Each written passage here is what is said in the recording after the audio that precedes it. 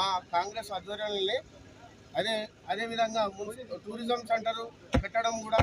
తర్వాత కొత్తగూడెం పోచంపల్లి రోడ్డు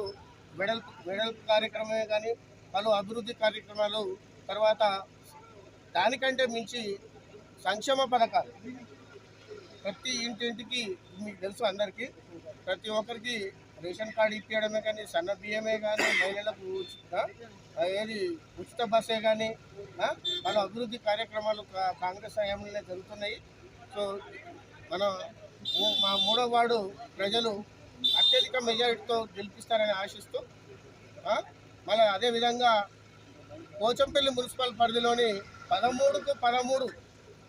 విజయకేతనం ఎగిరేసి మన చైర్మన్ అభ్యర్థిని చైర్మన్ పదవి